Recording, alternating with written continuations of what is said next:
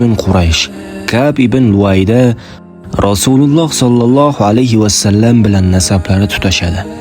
Tavalludlari Fil yilining 13-yili Makka da tavallud topganlar. Laqablari Al-Faruq, ya'ni haq va botilning orasini ajratuvchi. Ko'rinishlari, yuz ko'zlari va burunlari chiroyli. Oq sariqdan kelgan uzun bo'ylik, bahaybat gavdalik, qat'iy so'zlik, jiddiy fe'l sohibi, sabot va qattiq qalb egasi. Chapaqay edilar va har ishni ikki qo'llarida bemalol bajarar edilar. Sochlari siyrak, yursalar tez yurar edilar.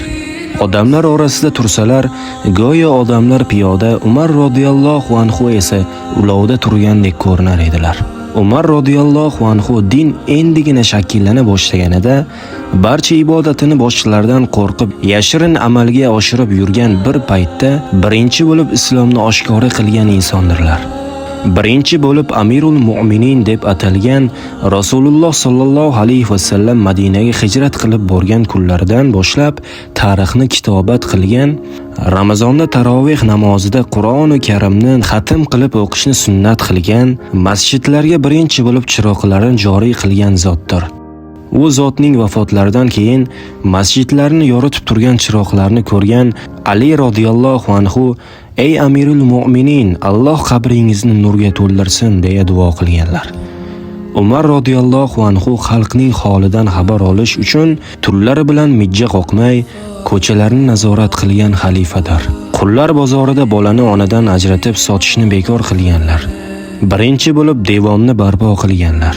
Qur'oni Karimni kitob holatiga keltirish kerakligini ilk bor taklif qilib chiqqanlar. Birinchi bo'lib maqom Ibrohimda namoz o'qishni yo'lga qo'yganlar. Birinchi bo'lib yosh bolalarga nafaqa pulini joriy qilgan insondirlar.